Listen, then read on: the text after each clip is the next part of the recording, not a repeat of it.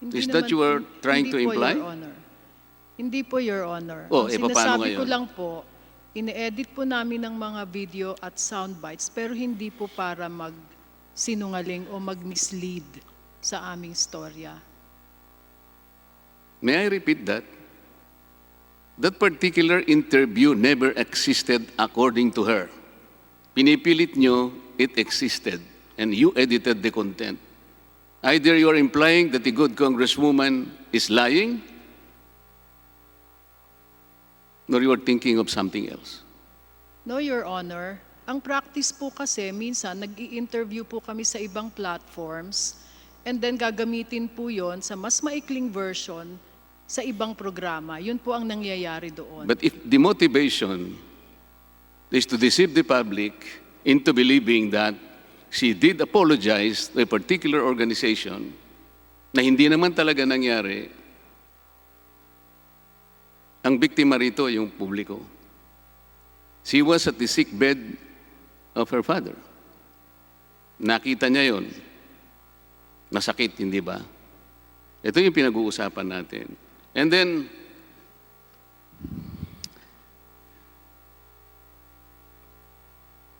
kanina, sinasabi ninyo na meron kayong code of ethics, meron kayong strict ethical guidelines.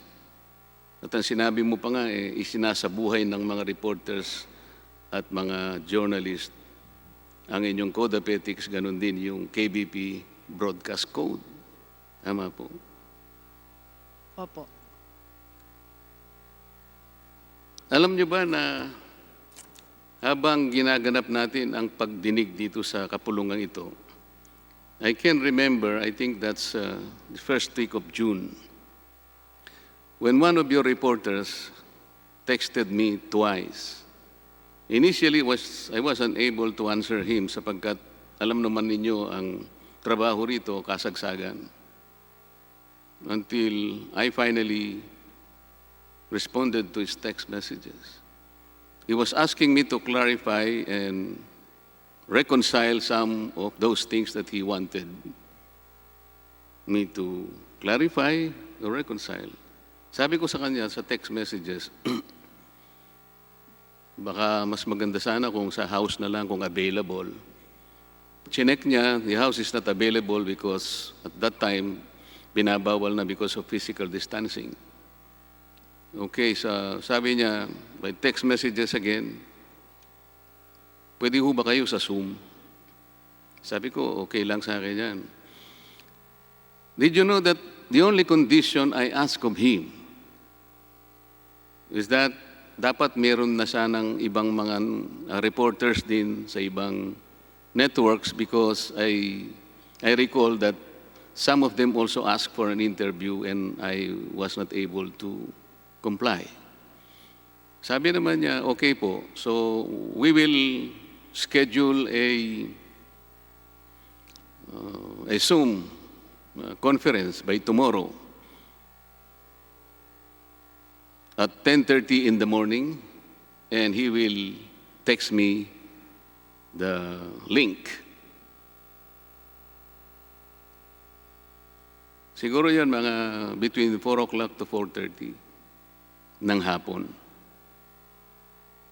At about 7 o'clock in the evening,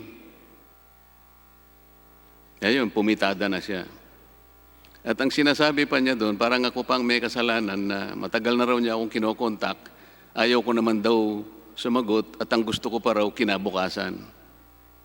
Sino ba yung nagpilit na makipag-Zoom sa akin, hindi ba siya? He practically suppressed that information na siya ang nag-alok sa akin na mag-Zoom kami. At pumayag naman ako, believing that that is the best way to reconcile those things. Ganun pa man, bumanat na siya ng alas 7, was still waiting na baka naman matuloy pa yung 10:30 namin, naghihintay ako. At 9 o'clock, nag-text siya sa akin. Nagsosorry, sabi niya, as after conferring with my bosses, sabi niya, hindi pala pwede kanya na makipag-Zoom ako at saka yung ibang network sa mga politiko. Can you imagine? Alam mo ba, ang ginawa ko kauna-unahang pagkakataon is to reproduce those text messages. At yung umaga na yon, binigyan ko ng kopya si Mr. Carlo Katigbak. And to his credit, he apologized to me, believing that he will ask. Sinabi naman niya, hayaan niyo po pagsasabihan ko. Ang kinausap ko po is the President and CEO of ABS-CBN. Wala naman sigurong duda na gagawa niya ng paraan yun. Alam ba niyo yung nangyari kinagabihan? Dinoble niya ulit. Kasama po yung isang angkor ninyo na tagabasa ng balita. At lalong naggrabe. Pinalilitaw nila na sa screen, doon sila marunong eh. Pinalilitaw nila that there were 5 franchise bills na ako ang principal author. Bago pa nangyari yun eh, nag-usap na sila ng aking chief of staff eh. Ang sabi ng aking chief of staff, to my recollection, sabi niya, wala pa kaming, kasi ang salita niya, pangunahing may akda, the principal author. Meron po akong kopya ng certification ng House of Representatives. Kung interesado po kayo, bibigyan ko po kayo ng kopya. Totoo po yun. Wala po akong iniakda kahit anong prangkisa. Kung prangkisa lang ang pag-uusapan. Nangyayari po na kung minsan ang pangalan ng bawat isa sa amin na ihahalo na parang co-authors. Kung minsan po, consolidated po yun. Somebody will move that all members present or the members of the franchise committee be made co-authors of this bill. Something that we cannot control. Ang ginawa niya sana, pumunta siya rito sa House of Representatives, kumuha ng certification. Alam po ninyo ang pinakamabuting ebidensya doon, yung initiatory bill. Kasi nakapirma po yun. May pirma ako doon kung sakasakali. Kung sakaling nirefile ng ibang kasama namin, makikita pa ninyo yung original kung sino naman yung nag-file nung una. Yun lang naman po ang pwedeng gawin niya. Ginawa po ba niya yun? Hindi. Ano po ba yung motive niya?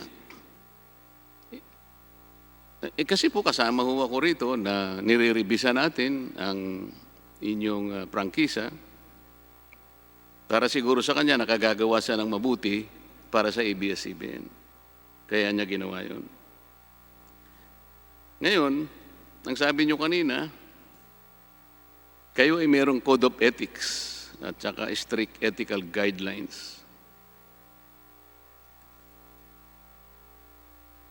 Bakit hindi po niya sinabi sa inyo na siya mismong nag-alok sa akin na mag-Zoom kami at ako naman na ipumayag?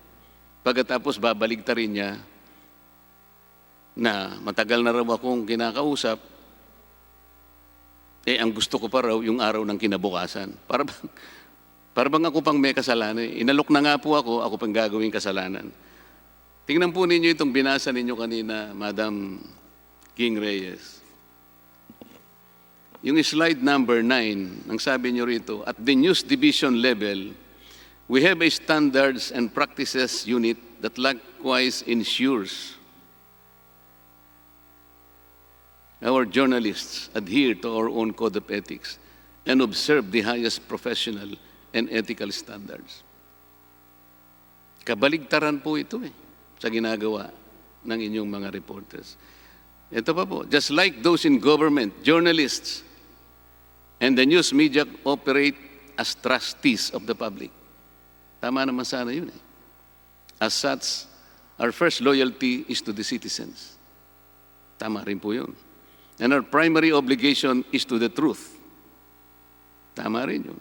We know that as we hold power to account, we ourselves are accountable to the public we serve. You pay lip service to this. Tinitwist po ninyo ang mga balita. Kayo ang gumagawa ng balita kahit na mali. Pagkatapos, 2 araw, pagkatapos na may ere yung ganong klaseng report. Kung babalikan mo yun, Ms. Ging Reyes, parang pinagsalikupan ako ng dalawa eh. Yung isa yung anchor rin yung isa ron. Oh, hindi ba attorney? Sabi niya. Res ipsa loquitur. Ganon silang magsalita eh. Ano ron ang res ipsa loquitur? Nakita ba niya yung certification ng House of Representatives?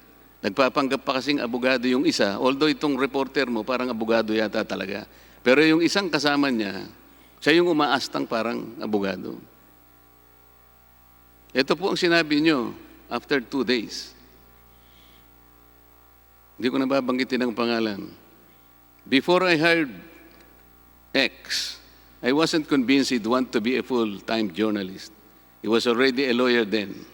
He was young and promising, and a reporter's job didn't exactly pay well.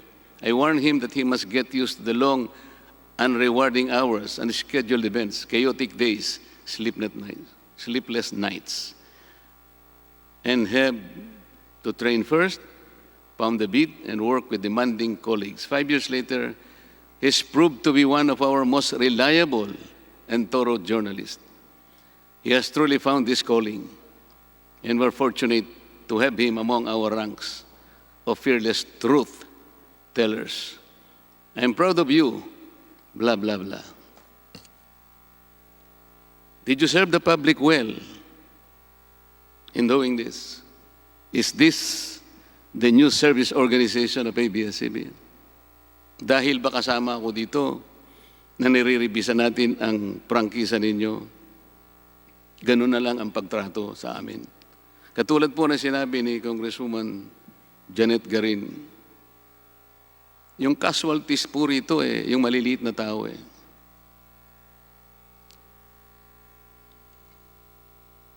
Meron kayong pananagutan na paglingkuran ninyo sila. Sabi ninyo, totoo naman yun Paano po sila makapagdidesisyon sa buhay nila kung ipinakakain nating balita sa kanila ay kabalintonaan, puro kabaligtaran? Ang totoo po niyan, habang tayo po ay nandito sa maraming araw na ginampanan natin ang ating tungkulin. Sa dami po siguro ng mga taong nagte-text sa akin, bakit po pagka ako nang nagsasalita, pinapatay na po yung mga, hindi po isa, hindi 10, hindi 100, sobra pa po roon. Pwede mo nang paniwalaan yun. Siguro kung 3 lang ang nagsasabi sa akin, pagka kayo na po nagsasalita, pinapatay na po nila yung, nung hindi pa po kayo na CDO. Ganun po talaga Pagkatapos sasabihin natin sa tao, paglilingkuran po natin sila ng totoo. Kabaligtaran po, Madam Ging Reyes. You want to react? Do you want to react? May I, Your Honor? Ms. Reyes? Sir, Mr. Chair, that story was not about you personally, Your Honor. Our reporter deemed it newsworthy to look at the issue of the 50-year franchise duration. At doon lang po niya nakita yung legislative record na nandoon ang pangalan ninyo doon sa ilang franchise bills na nasa website naman po ng Kongreso. Yun lamang po ang kanyang motivation nung ginawa niya yung storya. Ngayon Kaya po, niya ginawa yun sapagkat napipintungang pinagtatalunan natin dito ang proposition of whether or not we will still grant a fresh franchise to ABS-CBN. Kaya niya ginawa yun, hindi last year, hindi 2 years ago, hindi 5 years ago, sapagkat nakabinbin nga ang usapin ng prangkisa. So gusto niyang tingnan kung consistent ako sa aking advocacy, kaya niya ginawa yun. Ang problema lang, Ms. Ging Reyes, muna. Yung website kasi kung minsan ina-update. Sabi ko nga sa iyo kanina, nagiging practice na kasi rito yung mga kasama namin, mag-move sila na the members present, kung minsan hindi mo naman maririnig yun, lalo na po kung dito na ginawa, tapos na po sa second reading, somebody will move that the members of the franchise committee be made authors or co-authors of this bill. Eh kung wala naman po ako ron, paano ko namang makukontrol yun? Kaya yun po ibig nating sabihin. Pero in the interest of fair reporting and honest reporting na sinasabi nyo, sinusunod ninyo ang inyong code of ethics, hindi mo mas maganda na pumunta siya sa aming index division dito. Makakakuha po siya eh. Yung pong initiatory bill ang sinasabi ko sa inyo na kung saan pipirma roon ang isang miyembro ng House of Representatives. Doon po niyo matutukoy kung siya talaga ay principal sponsor. May I respond? Maano po ba yun? Masyado po bang malaking bagay para sa isang reporter para maging ganap na makatotohanan sa pagganap niya ng tungkulin? Kayo naman po eh. Napalusutan pa rin niya kayo. Kaya sasabihin ninyong, he has truly found this calling. And we are so fortunate to have him among our ranks of fearless truth tellers. Masakit po yun eh.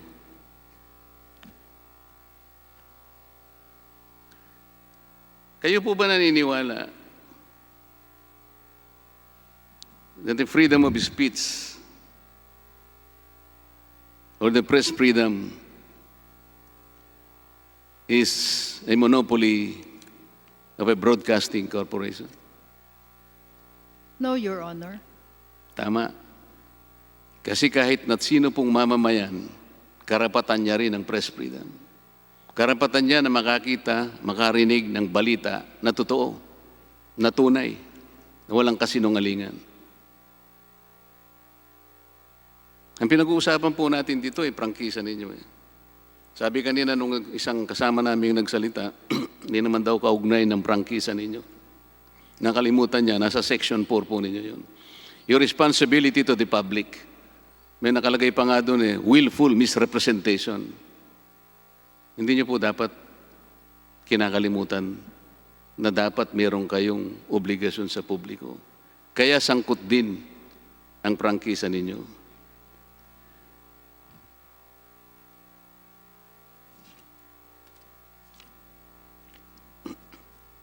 Ang sabi po ninyo ay balanse, objective. Bigyan ko po kayo ng halimbawa.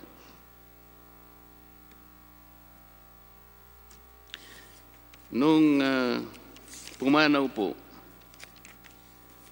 si dating secretary, hindi secretary, yung pong head ng Securities and Exchange Commission, si Atty. Perfecto Yasay.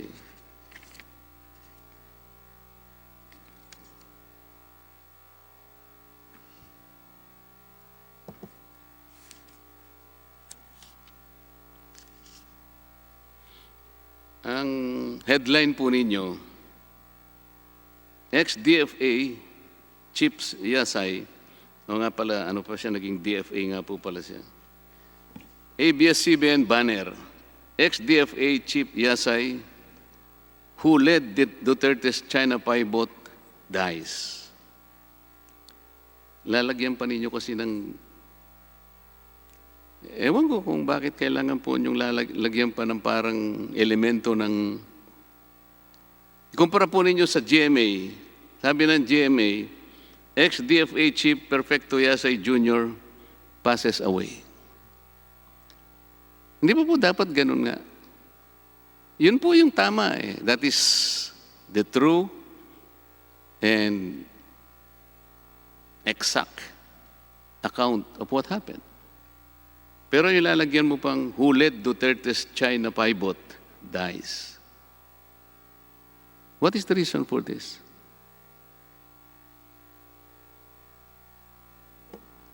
Your Honor, I'm not very familiar with that particular headline, but I remember seeing a headline in our digital stories that read, former DFA Chief Yasay passes away.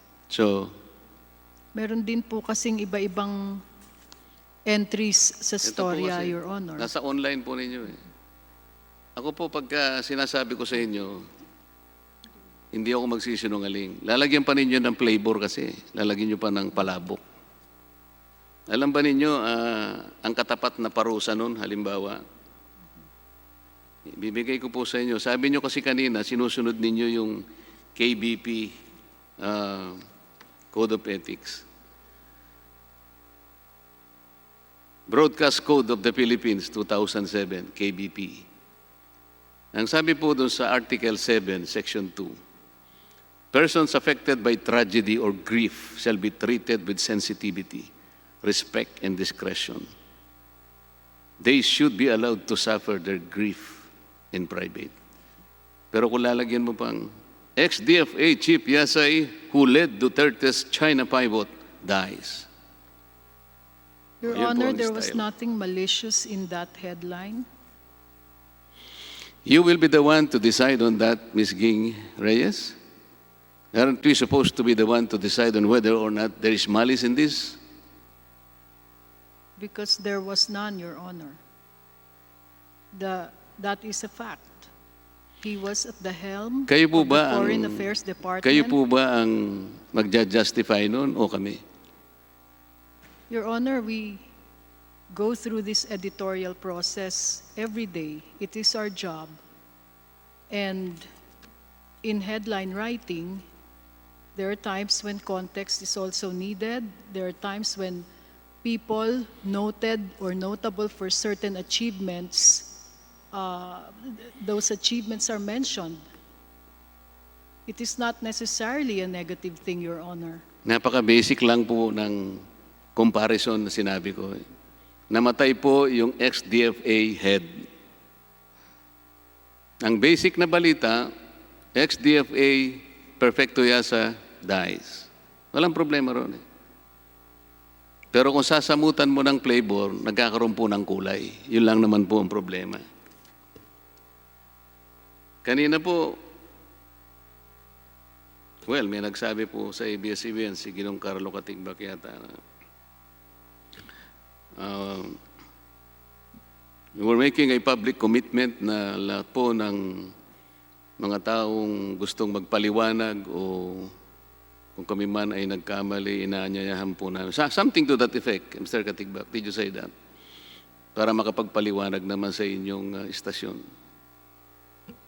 We're making a public commitment po that any public official will be allowed to air their side on a story. Yun nga. That's a Apo. commitment that you promise, an undertaking.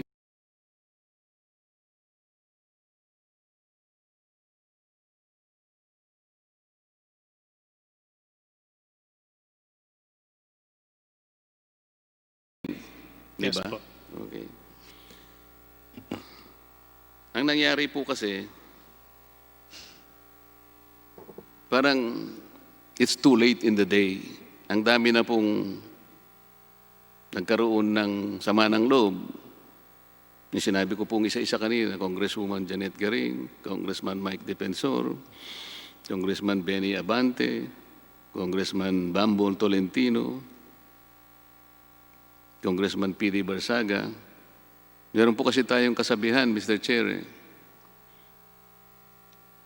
Bago nagsalakot ka, basa na yung tuktok. Napakahirap po kasi na ngayon lang natin gagawin. Parang nagiging platitude. Sibulay, sabi nila. Parang cliché lang. Kasi bakit hindi po sasabihin ito? Kung babase po tayo sa Code of Ethics at saka yung strict ethical guidelines, sa tingin niyo po ba may ngipin yun? Ang broadcasting industry, kahit na print industry, ito po lamang ang industry sa ating bansa na walang regulation. Alam po ninyo yun. Sapagkat ang ating saligang batas gustong panatilihin yung freedom of the press. Kaya kung mapapansin ninyo, kayo lang ang industriya na talagang walang legislated regulations. So ang gagawin ninyo, self-imposed regulations, nangyari, magkakaroon kayo ng Code of Ethics. Pero gaano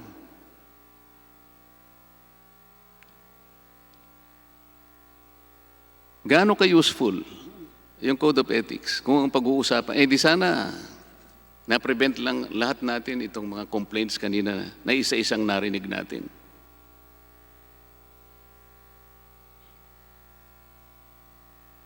Kasi po, there are existing regulations that ABS-CBN should comply. Nauna na po yung NTC. Nandyan po yung ating saligang batas. Nandyan po yung Presidential Decree 1018. Nandyan ang Presidential Decree 576-A. Kung ito po ay hindi po nyo naganap na nasunod, ito po yung madaling halimbawa rito, Mr. Katigbak. Marami beses po nating napatunayan, katulad po ng kayo pinagbigyan na mag-migrate from analog to digital. Meron kayong demonstration permit na yun ay merong validity hanggang June 30, 2015. Hindi naman kayo tumigil. Tuloy-tuloy kayo hanggang umabot ng 5 taon at 4 na buwan. Kung susumahin po natin yung violations, kung ilang beses niyong ginawa yun, araw-araw yun, 365 times 5.4,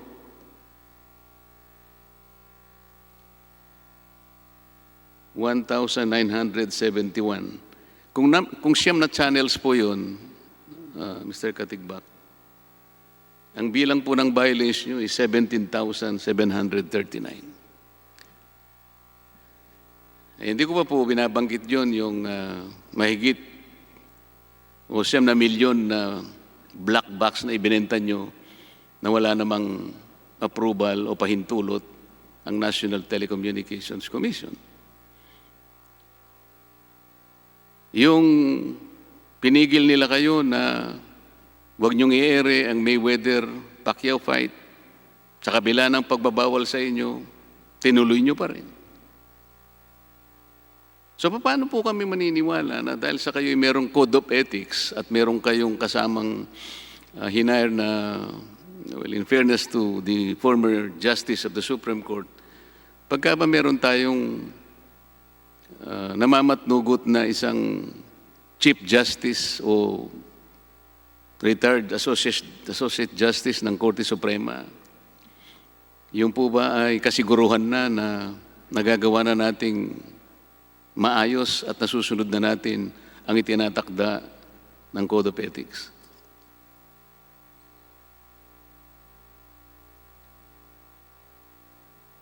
Ulitin ko po.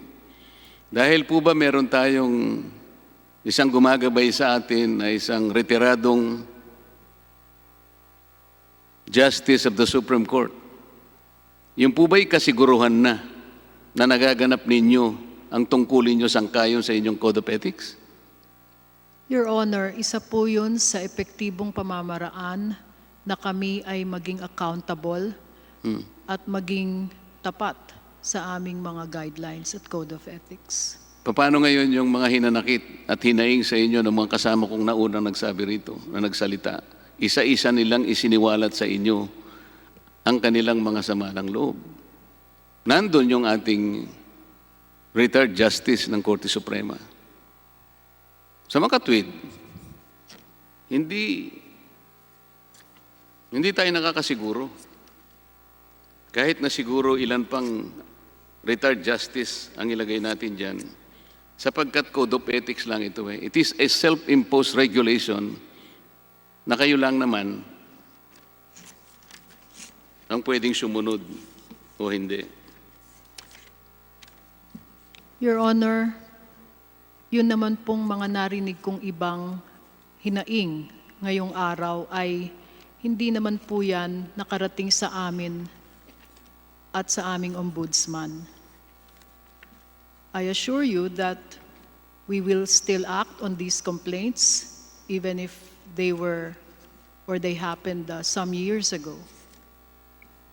Meron ba kayong record ng mga broadcasters ninyo, reporters or journalists na ikinomplain dahil sa hindi pagsunod sa mga patakaran at sa Code of Ethics na inyong sinusunod? Yes, Your Honor. Paano naman ang pagdidisiplina ang ginagawa ninyo? Katulad po nung nireport ko sa inyo kanina, kani-kanina lang. Ano naman ang ginawa nyo doon? Yun po kasing storya tungkol sa inyo, Your Honor. Ang nangyari po doon, hindi po nakuha ang panig ninyo dahil hindi po bawal po sa aming mga journalist na sila ang mag-arrange ng press conference. Ang text po niya ay sinabi niya na upon discussion with my bosses, I was advised we're not allowed to organize press conferences for politicians or government officials. May I coordinate with your staff instead? Yun po ang kanyang sagot. So, nung ginawa po niya ang storya, hinintay po niya na, at may missed call ho siya sa inyo, inisip niya po na hindi na kayo interesadong magbigay ng panig. Yun po ang nangyari doon, kaya natuloy po ang pag-ere ng kanyang storya. Gayunpaman, Your Honor. Bakit kinakailangang paikot-ikutin mo? Sinabi ko na nga siya yung nag-alok sa akin at nagkasundo kami magsusum 10:30 kinabukasan. Hindi ko po Bakit mo pinaikot-ikot. sasabihin ngayon na hindi ako nakahanda? Siyang nag-alok eh. Alam mong kondisyon ko lang, isa lang eh. Magsama siya ng ibang networks, reporters sa ibang networks. Ngayon, kung hindi niya sinunod yung usapan namin at ako'y naghihintay nung kinabukasan at sasabihin niya na hindi niyo siya pinapayagan, bakit bago siya nag-text sa akin, hindi niya munang kinlear sa'yo kung pupwede yung sumo hindi? Akala ko ba ito isang abogado? Di ba dapat ang ginawa muna niya ay lumapit sa'yo, kinlear niya kung pwedeng makipag-zoom. At kung pumayag ka, matutuloy yung 10:30. Dito panlilin lang ang ginawa niya. Isang direktang panlilin lang ang ginawa niya. Sapagkat ako'y pumayag sa alok niya, mag-uusap kami kinabukasan, pero inere niya ng alas 7 ng gabi. Pagkatas sasabihin mo, sumusunod ka sa Code of Ethics. Sasabihin ko sa iyo, ito, ayon sa Section 3, page 3 nitong Broadcast Code,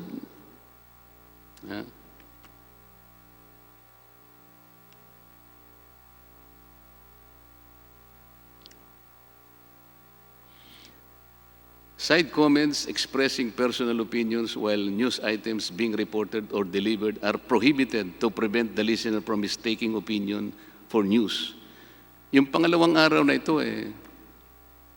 yung kasama niyang broadcaster, ito yung nag-i-elicit ng opinion. Na para bang, hindi ba kanya?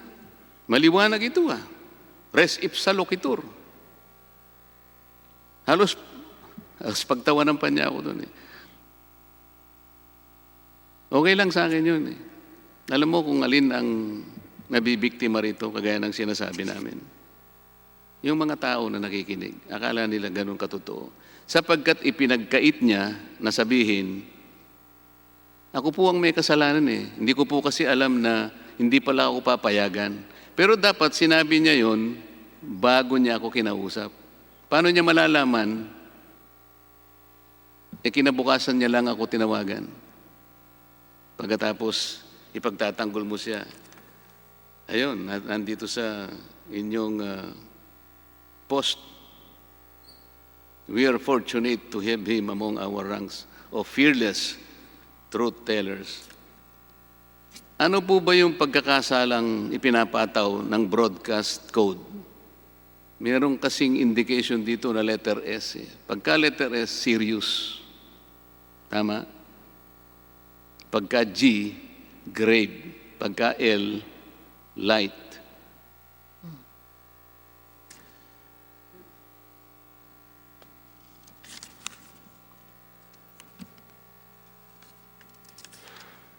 Ang sinasabi po rito, Section 6 of the same Broadcast Code of the Philippines, when the interviewer is not free to choose his questions or the interviewee or source has imposed conditions on the conduct of the interview, this fact must be made clear to the public during the broadcast. Serious na naman po ito. Ano ba yung kondisyon na binigay ko? Isa lamang po eh. Magsama ka naman kako ng reporter sa ibang networks. Kasi nahihiya ako, meron ding nag-aalok ng interview, hindi ko sila mapagbigyan. That's the whole point.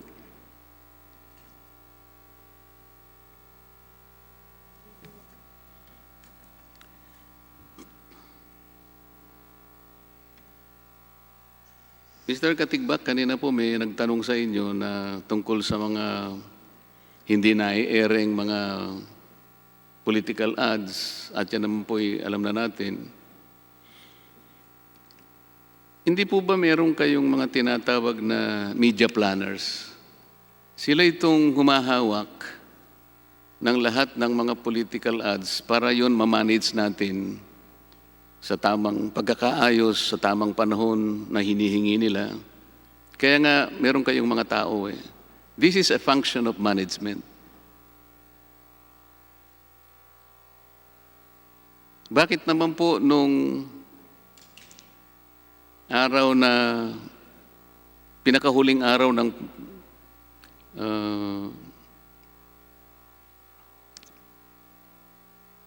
yung election season, huling araw na yun, ang nakatalagang i-ere doon ay yung mga negative political ads na binayaran ni dating Senador Trillanes. At kung hindi naharang sa pamagitan ng TRO, yun ang nauna eh. Kaya minsan po, nagkakaroon ng talagang agam-agam na talagang meron kayong partisan actions. Paano kung hindi, halimbawa, naharang sa pamagitan ng TRO na inihain ni Speaker Alan Cayetano na noon ay Vice Presidenteng kandidato sa ticket ni President Duterte?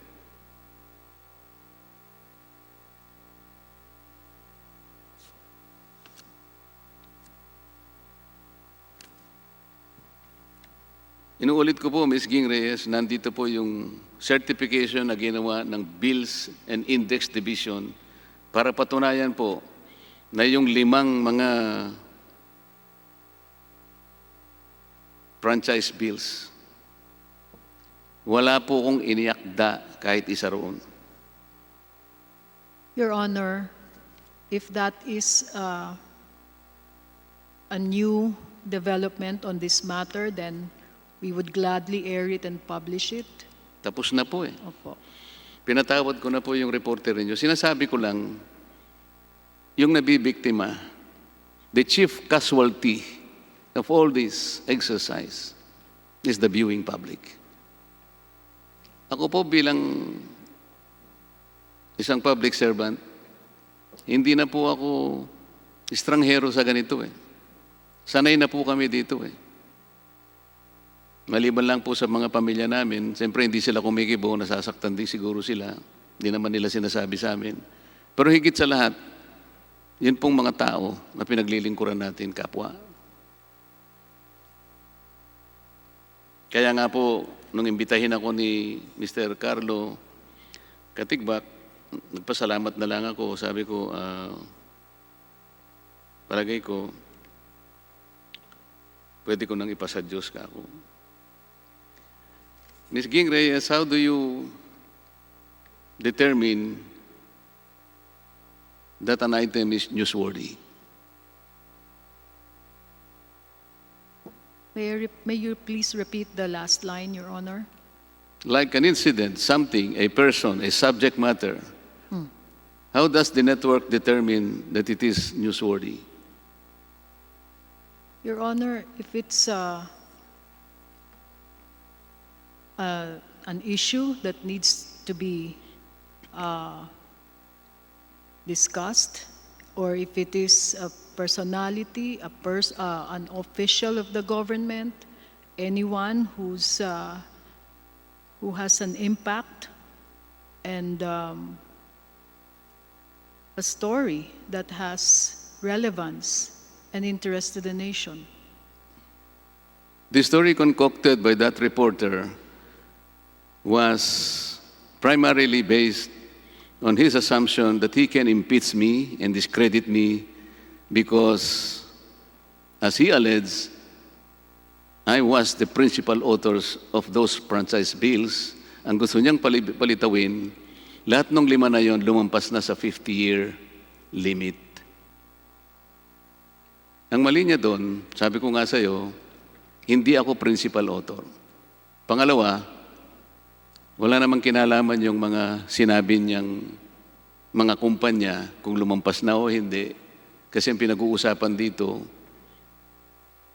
ay yung pagbibigay ng prangkisa is addressed to the wisdom and discretion of Congress. Kung mahusay naman ang pagpatakbo mo ng prangkisa mo, inalagaan mong mabuti, sapagkat ito ay isang napaka-special na pribilehyo, bakit naman hindi ka i-renew? Ba't hindi ka pagbibigyang palawigin ang prangkisa mo? Lahat ng binanggit niya na mga kumpanya, wala naman pong nai-report na mga paglabag yun eh. Kaya siguro nabigyan ng panibagong prangkisa. Ang totoo nun, merong nag-text sa akin na yung taga-Bohol, inaasunto niya nga kayo kung ba't nyo sinasabi na ako ang principal author, sapagkat ang principal author doon, yung dati namin kasama rito na ngayon, gobernador ng Bohol, si Governor Arthur Yap. Napakarami po ninyong inconsistency. Hindi po ba ang balita ay galing sa mga naganap na mga pangyayari sa loob ng isang araw? Kung ano yung nangyari, ang journalist po, mayroon siyang katungkulan na isalaysay as the event unfolds or unfolded. Yung po ba dadagdagan pa ng mga komento? Balita na po yun eh. Are you free to comment on the news or you are supposed to be sticking with the news itself? Your Honor, the news is separate from commentary. Correct. Let's go to the commentary. Are you familiar with the doctrine of fair comment? A little bit, of course, Your Honor. Ano po? Opo, Your Honor. What is the doctrine of fair comment? That it is there should be a free and truthful discussion of any issue of public interest. Medyo malayo po ng konti. When we talk about the doctrine of fair comment, the comment must be and primarily be directed to the issue itself, not to the person. Okay. Yung ginawa ng reporter ninyo, kasi at the time siguro, ang paniwala niya, I'm the most active interpellator here. Hindi po, marami po kami rito. Nagkataon lang po siguro na ako yung isa sa kanyang na-target. Sa issue po tayo dapat bumase, hindi sa tao. Ang ginagawa po ninyo ngayon, puro ad hominems. Kami po ay mga ahente lang ng pamahalaan. Kami po ay mga representatives lang. Kami po ay messenger. Yung message po ang importante.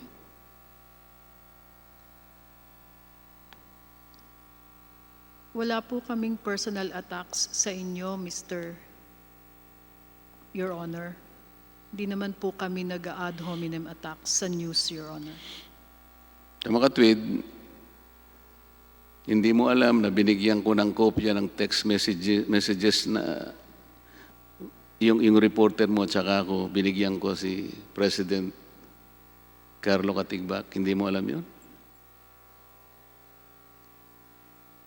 Hindi mo alam? The text message, Your Honor, yes, I'm aware. Oh, alam mo pala eh. Anong sinabi mo doon sa reporter? Ba't mo naman ginawa yun? Ikaw pa lang nag-alok eh. Sumunod naman siya, pumayag naman siya. So naghihintay siya ng 10:30 kinabukasan eh. Ba't naman ganun ang ginawa mo? Ba't kinakailangang magmadali ka? Eh may usapan pala kayo. O talagang gawa na yung report na yon. Tapos inulit niya pangalawang gabi. Nakita mo pala yung text message eh. Sinabihan mo ba siya, bakit ka nangako sa kanya eh, alam mong may patakaran natin dito, hindi po tayo pwede sa mga politiko na mag-zoom. Ba't di mo siya sinabihan ng gano'n? Tapos kinongratulate mo pa siya. Paano ako maniniwala sa inyo ngayon na merong fair comment sa inyo? Your Honor, binigyan po namin ng panahon ng interview ninyo nung araw na yon at na-air naman po yan sa aming programa. Ang sinasabi That mo, same night, Your Honor. ang sinasabi mo, Ms. Ging Reyes, ay yung isang reporter na nandito sa amin na babae. Hindi yung reporter na sinasabi ko sa iyo na abogado pa naman. Alam mo, tingin ko sa kanya, bata pa yun eh. Baka kung hindi ganyan sana yung kanyang pasimula, baka malay mo, may future siya sa pagiging abogado. Sabi ko nga sa inyo kanina, Mr. Katigbak, sanay na ako dito eh. Ang hindi ko lang kinasanayan, yung hindi kayo parehas. Ako pagka parehas, walang problema eh. In my about 20 years in trial practice, hindi na bago sa akin yun eh. Nandun yung kalaban na abogado, nandun ka. Magpapaligsahan kayo sa harap ng korte. Yun ang training ko eh. Walang problema sa akin yun eh. Nagkaiba tayo ng opinion, halimbawa. The defense counsel, for example, is pursuing another theory. Ako ang prosecution, or baligtarin natin, he is the prosecutor, ako yung defense counsel. Natural lang na magkakaroon ng taliwas na pananaw sa lahat ng aspeto ng batas. But that's perfectly legal. Pero hindi ako nakasunayan dito. Yung ganitong klaseng exercise, walang parehas. Yung rules, hindi malinaw. You cling to an imaginary code of ethics. You cling to an ethical guidelines. Yan nagtanong sa inyo kanina eh. Oh, meron pala kayong code of ethics. Meron kayong ethical guidelines. At you have in your employee a retired Justice of the Supreme Court. Will now this assure that what you do in ABS-CBN will spell out integrity, transparency, and accuracy? Mo kagad. Yes, Your Honor. Walang laman yung sagot na yun eh, Ms. Ging. Are you familiar with Presidential Decree 576-A? Anybody in ABS-CBN?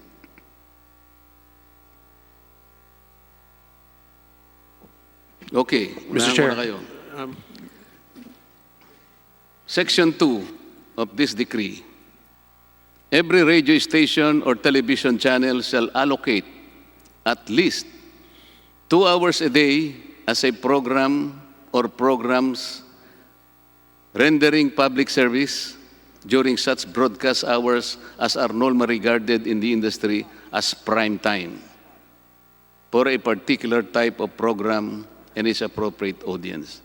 Public service refers to news, educational and cultural presentation, and other programs informing the people of advances in science, industry, farming, and technology, of policies and important undertaking in government designed to promote or safeguard the public welfare, of matters related to physical, intellectual, and moral development of the young, or of traditions, values, and activities which constitute the cultural heritage of the nation.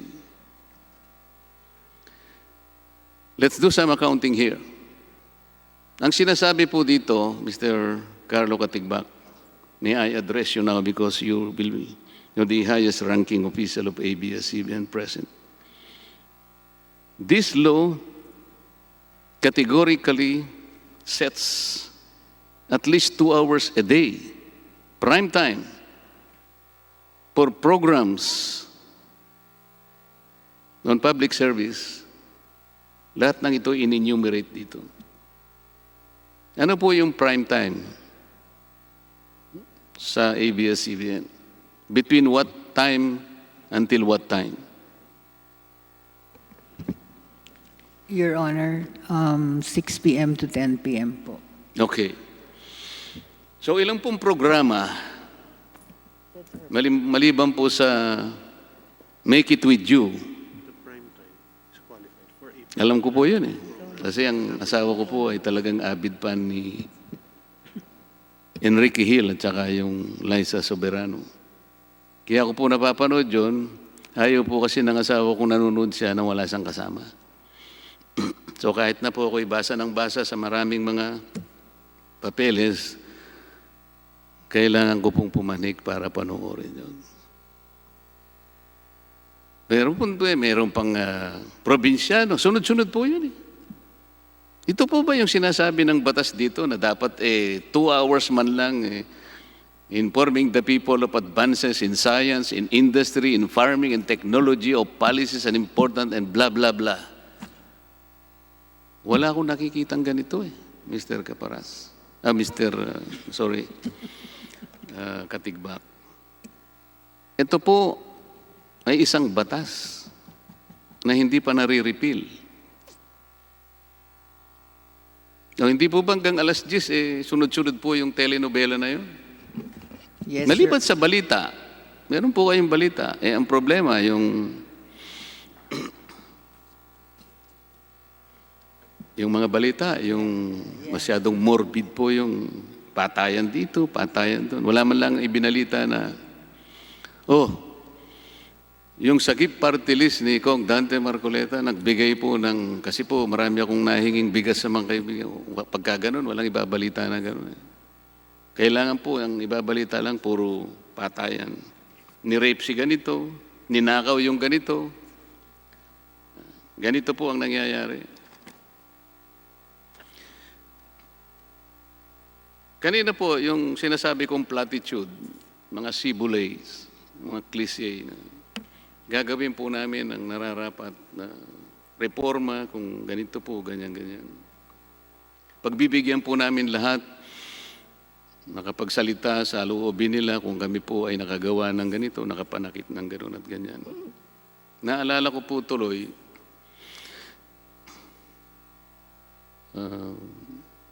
I think that was the 14th Congress. Ang speaker po ay Speaker Boy Nograles. Ang pinag-uusapan po noon yung right of reply. Ito po sana yung batas na tatapat dun sa kung meron kayong nasaling na damdamin, meron kayong nai-report na medyo nakatama sa kanyang puso, halimbawa, nagkakaroon ng pagkakataong makapagsalita sana. Yun po yung right of reply. Alam po ba ninyo na nung panahon na yun, dahil sa lakas ng media, kasama po ang ABS-CBN, talagang nandito po yung mga ibang mga reporters. Sa lakas po ng media, na ayaw po nila yung right of reply, yung pong chairman ng Public Information Committee, ayaw na niyang magdepensa. Hindi ko na po babanggitin ang pangalan. Yung dalawa pong authors ng batas na yon, right of reply, hindi ko na po babanggitin sapat yung isa ay nasa Senado na. Ayaw po nilang idepensa. Nakiusap po sa akin si Speaker Nograles kung pwedeng ako. Sabi ko, Speaker, bakit ako? Hindi naman ako membro ng... Hindi na nga ako miyembro. Sabi ko, hindi naman ako author. Hindi, sabi niya, parang tulong mo na lang sa atin kasi wala nang gustong magdepensa on the floor. Second reading na po sana yun eh. Sa lakas po ng media, particular na po ang ABS-CBN, it died a natural death. Ngayon po, sasabihin niyo sa amin na pwede naman po kayong pumunta sa ABS-CBN para tagbigyan namin po kayo na makapagsalita para sa inyo. Parang huli na po ang lahat eh.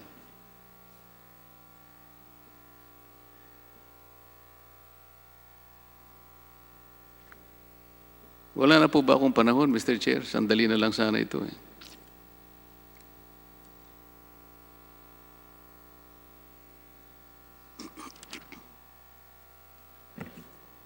Wala na po kayong oras, Deputy Speaker Marcoleta, at sana po ay tapusin niyo na po ang inyong line of questioning. Kasi po, Mr. Chair, karamihan po sa mga journalist ngayon, kung ano-ano po yung mga ginagamit nilang pamamaraan, halimbawa po yung source-based stories, minsan po naabuso ito eh. Sinasabi nila, according to one analyst, observer, who requested anonymity, paano po natin masasabi kung talagang existido yung mga tao na yun? Minsan po, nagre-resort sila sa poetic license. Para yung mga artist po, yung mga pintor, minsan nagdi-debate sila sa normal. Akala nila mga artist din sila eh. Para i-wind up ko po, payagan po nyo kung basahin ko lang itong nakasulat sa librong ito, News for Sale, The Corruption and Commercialization of Philippine Media, 2004 edition.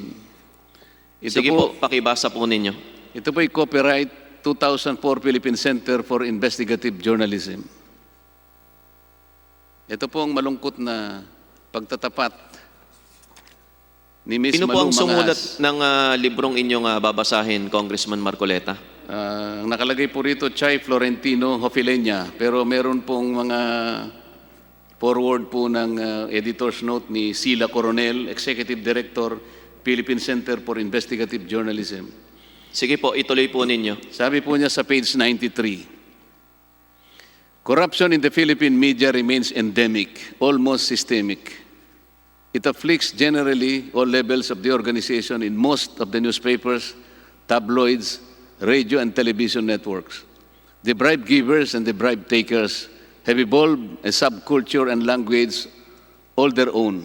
PR agents and publicists of the government and the private sector have significantly eroded editorial discretion. Enterprise stories are rare, and in many instances, news subjects dictate and control the flow and focus of the news.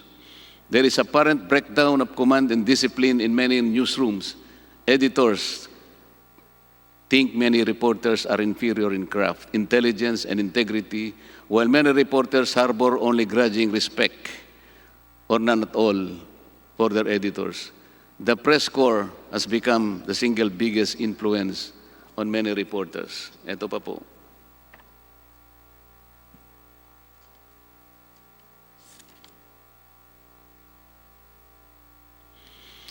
Sa page 33 po, ito po nakasulat. Apart from the paramount importance of ratings, many of the networks also had to deal with the biases and preferences of their owners and top news executives. In early 2004, for example, some ABS-CBN staff noticed a pro-FPJ slant in some news reports, particularly those aired on TV Patrol, the network's flagship news program. Network insiders attributed this to the fact that ABS-CBN Vice President for News Production, Jake Maderazo, known to be close friend of FPJ supporter Eduardo Dendinco Huangco, had taken charge of the newscast. Ito pa po.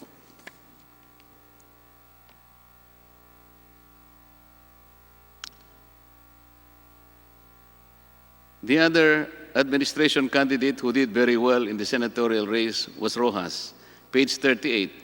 After a cameo appearance in the comedy show, Okay, Fine, Whatever, he bombarded the airwaves with his Mr. Palenque political ads. Rojas used Mr. Palenque image to appeal to the masses even as his handlers link him romantically to Corina Sanchez. News of the supposed romance was in newscast, gossip programs, and on radio and newspapers. The ABS-CBN broadcaster also endorsed Rojas on our popular morning show on radio station DCMM. The buzz created about a relationship no doubt helped Rojas zoom up from number 17 post in mid-January to become the number 1 senator. Last question po, Mr. Chair. Mr. Katigbak, meron po ba kayong mapagtitibayang dokumento na lahat po ng mga political ads na binayaran ng mga candidates ay sinumite sa isang ahensya, halimbawa ang COMELEC, para makita natin kung yung panahon na maibibigay sa kanila ay garantisadong walang pagkakaungusan, pare-parehas. Sang-ayon na rin sa Fair Election Act. Kailangan walang mabigyan ng advantage sa bawat isa. Meron po ba kayong parang accounting na kung saan yung pati pag-iimbita sa mga kandidato ay natutupad natin yung Fair Election Act na bawat isa ay equally na nabigyan ng pagkakataon? Maipakita, masabi ang kanilang advocacy. So yung visibility, hindi lamang dun sa pagbabayad ng political ads.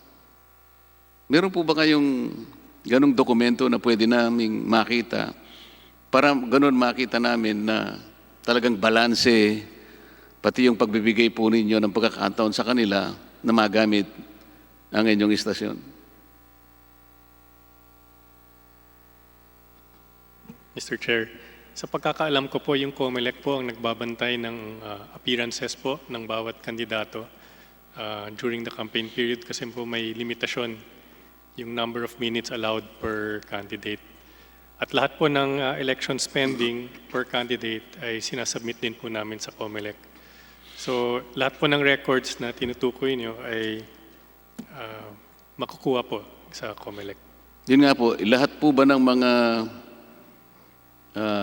political ads na nagbayad ay bago ninyo tinanggap, na-submit nyo na kagad sa COMELEC para sa ganun, nakita niya antimano na sobra na si candidate X, parang masyado yung nakilingan nyo si candidate Y, halimbawa. Ang rules po ng COMELEC are within 5 days kailangan i-submit po lahat sa kanila. Sa mga kapatid po, pag nakuha namin sa COMELEC yun, lilitaw na talagang parehas na parehas po ang pagkakahati ng panahon na ibinigay ninyo sa bawat kandidato na humiling ng pagkakataong magamit ang inyong istasyon? Yung rules po ng COMELEC ay may limitasyon sa bawat kandidato sa number of minutes po kung saan sila pwedeng lumabas sa media. So yung COMELEC po ang nagbibilang. Kung halimbawa, nakaligtaan po ng COMELEC yun, sa inyo po, dahil meron kayong ombudsman, hindi ba tinitingnan? Kasi kayo po nagsabi, meron kayong ombudsman eh. Sa panig nyo lamang po, nakikita na ba natin na naging parehas tayo? Pwede ba nating makita yung dokumento sa inyo kung meron kayo? Sige po, check namin lahat ng appearances po ng political candidates. Opo. Mr. Chair, bago po ako magwakas, kung maalala po ninyo, more than 2 weeks ago, nagkaroon po ako ng parliamentary inquiry. At doon sinabi ko po na nakita ko po na yung titulo ng ABS-CBN na isinumiti nila sa atin, yung una po nilang sinabmit ay isang Xerox copy lang. Nung kumuha po ko ng electronic copy, ang inaasahan ko pong makuha, Mr. Chair, ay yung original copy. Kahit sino po ay inaasahan niya kapag ikaw ay humingi na sa Register of Deeds, ang makikita nyo pong ibibigay nila ay yung original copy. Yung pong salitang original copy, Mr. Chair, nakasulat po sa left margin ng titulo. Pwede po ba nating ipasinag yung, nagpagawa po ako ng, yung kopya po ng mga titulo, pwede nyo bang i-zoom para makita natin?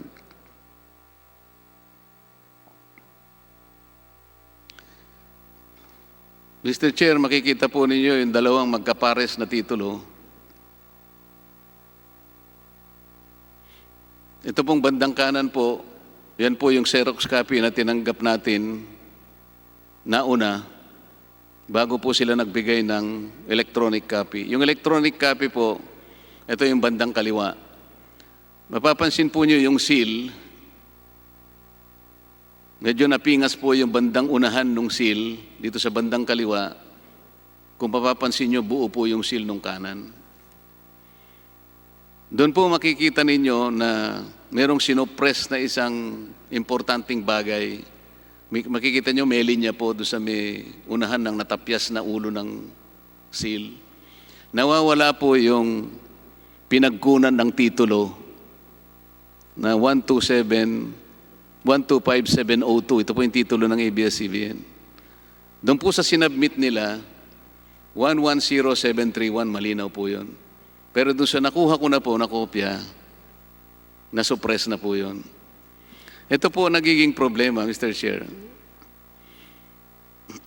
Nung tiningnan ko po yung pinagkunan na titulo, yung 110731, TCT 110731, mabibigla po kayo sapagkat iba po yung lugar na tinutukoy doon, parang barangay Bagong Nayon.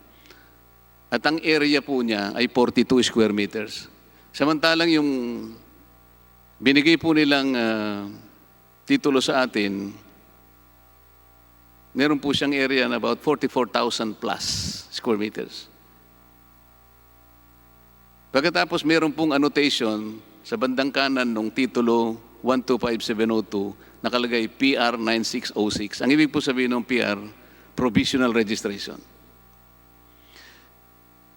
Pwede po bang makapagbigay ang ABS-CBN kung meron kayong kopya ng provisional registration? Nakapagtataka po kasi, pagkatapos ng 53 taon, bakit hindi pa po kayo nakakuha ng titulo? Bakit? At saka bakit po yung, kung totoo pong merong provisional registration, bakit hindi po naka-annotate doon sa titulo ninyo? Dapat po naka-annotate yun. Congressman Marcoleta, bago po sumagot ang ABS, naubos na po ninyo yung oras ninyo. Bagamat papayagan ko pong magbigay linaw ang ABS-CBN at kung hindi po kayo magiging masaya sa magiging sagot ng ABS-CBN, ay maaari nating pag-usapan itong talakayan na ito tungkol sa torrents titles po ng pagmamay-ari ng ABS-CBN sa Blue Ribbon Committee na po, Congressman Marcoleta. ABS-CBN? If I may be recognized, Mr. Chair. Opo, nirecognize ko na Sir, po kayo, ma'am. Yung pong hinihingi ni Congressman Marcoleta, wala po kaming sagot doon po sa PR number na sinasabi niyo po. Ma'am, yung hinihingi po kasi ni Congressman Marcoleta, pwede niyo po akong itama kung ako'y nagkakamali. Yan po kasi ay katibayan na kayo talaga ang may-ari po nung lote na kinatitirikan ng ABS-CBN. At Mr. Chairman. ilang beses na po na itinanong ni Congressman Deputy Speaker Marcoleta sa Committee Secretariat kung nasaan ba talaga yung original na torrents title po para mapatunayan na ang ABS-CBN talaga ang may-ari nung lote po na nababanggit. ABS-CBN? Mr. Chair, nung one of the first few hearings, we already brought the original copy of the title, which was already examined here, and we already submitted a certified true copy of the title before the COMSEC. Yes, Vice Chairman Mike Defensor. Mr. Chairman, for the record, nabanggit na po ni Deputy Speaker Marcoleta na iba po yung isinumbite na hindi po yun owner certificate to. Iba po yung sinubmit nila, Mr. Chair. Hindi ko po nakita yung original, kung may original. Ang nakita ko po yung Xerox copy. Pero Mr. yung Chair, Xerox copy po, ang sinasabi, duplicate, Deputy Speaker Marcoleta, sa palagay ko po hindi kayo masaya sa sagot ng ABS-CBN. Kaya gaya po ng nauna kong nabanggit ay maaari natin pag-usapan sa Blue Ribbon Committee yung usapin ng torrents titles ng ABS-CBN matapos po ang usapin sa prangkisa ng ABS-CBN. Pwede rin po, Congressman Mr. Chair. Marcoleta. Ang problema lang ganito, sapagkat walang closure po yung isang subject matter na diniscuss natin, ito po yung reacquisition ng properties ng ABS-CBN. Marirecall po ninyo na yung record ng first arbitration noong 1987, ito po yung nawawala. Pagkatapos nga, nakita natin, pati titulo, questionable po eh. Ang ibig lamang pong sabihin kasi nito, hindi po existido yung original title sa vault ng Register of Deeds ng Quezon City. Hindi po maliit na bagay po ito, Mr. Chair. Ito po, nandito po nakalagay ang transmitter, ang headquarters ng ABS-CBN. Kung hindi po nila palilitawin yung original title, questionable po yun. Alam po ba ninyo, dalawa ang titulo ng 125702? Isa sa kanila at saka sa isang mag-asawang Honsay. Yun naman po ay 400 square meters. Napakarami pong duda nitong titulong ito eh. Mr. Chairman, Nakaano pa rin po ito, nakakonekta pa rin po sa prangkisa. Mr. Chairman, Naiintindihan ko po, Deputy Speaker Marcoleta, ngunit kagaya po ng sinabi ko, kung hindi po nila maisumite, ang nakarecord po sa Secretariat na ilalagay po sa report ng joint committee ito ay hindi sila nakapagsumite ng original na titulo. At maaari po ninyong ayusin po yung records sa panahon po na maisasubmit po ninyo yung original na titulo. ABS-CBN? Mr. Chair, during one of the hearings, the original copy was already exhibited before this court. At any rate, we have submitted a copy of the certified true copy of the title issued by the Register of Deeds before the committee secretary. Mr. Chairman, Yes, Mr. Chairman. Vice Chairman Defensor, pagkatapos po ikikilalanin ko si Congressman Zarate. Yes, Mr. Chairman, I'd just like to put on record that the Deputy Speaker is not satisfied with the record submitted and that we will continue the hearing on this particular case, the title of ABS-CBN, in furtherance of the verification of the Honorable Marcoleta in the Good Government Committee, not anymore in the Franchise Committee. Thank you, Mr. Chairman. Yes, Congressman Zarate. Thank you, Mr. Chair.